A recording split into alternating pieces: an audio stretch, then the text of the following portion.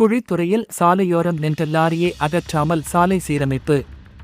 கன்னியாகுமரி மாவட்டம் நாகர்கோவில் டு களியக்காவளி தேசிய நெடுஞ்சாலையானது கடந்த பல மாதங்களாக சீரமைக்கப்படாமல் குண்டும் குழியுமாக காணப்பட்டது. இதனால் பல்வேறு விபத்துகள் ஏற்பட்டதுடன் வாகன ஓட்டிகளும் மிகுந்த சிரமத்திற்கு ஆளாகி வந்தனர். இந்த நிலையில் தேசிய நெடுஞ்சாலையை சீரமைக்க நிதி ஒதுக்கப்பட்ட நிலையில் குழித்துறை பகுதியில் தார் போட்டு சாலையை சீரமைக்கும் பணி நேற்று தொடங்கியது. இதனால் நாகர்கோவில் இருந்து திருவனந்தபுரம் செல்லும் வாகனங்கள் குழித்துறை சந்திப்பில் இருந்து அதன்கோடு படந்தாலுமூடு வழியாக திருப்பிவிடப்பட்டன.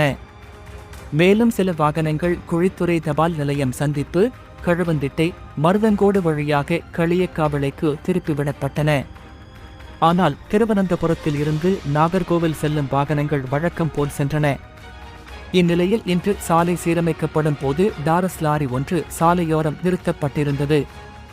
ஆனால் இடையூறாக நின்ற லாரியை அவர்கள் அப்புறப்படுத்தாமல் அப்பகுதியை மட்டும் விட்டுவிட்டு மீதி இடங்களில் சீரமைத்துவிட்டு சென்றுள்ளனர். பொதுவாக சாலை சீரமைக்கப்படும் போது போக்குவரத்துக்கு இடையூறாக நிறுத்தப்பட்டுள்ள வாகனங்களை காவல்துறை உதவியோடு அப்புறப்படுத்த நடவடிக்கை எடுப்பது வழக்கம். ஆனால் அதை நெடுஞ்சாலைத்துறை அதிகாரிகள் கண்டுகொள்ளாமல் இன்று சாலை சீரமைத்தது தற்போது கடும் விமர்சனத்திற்கு உள்ளாகியுள்ளது.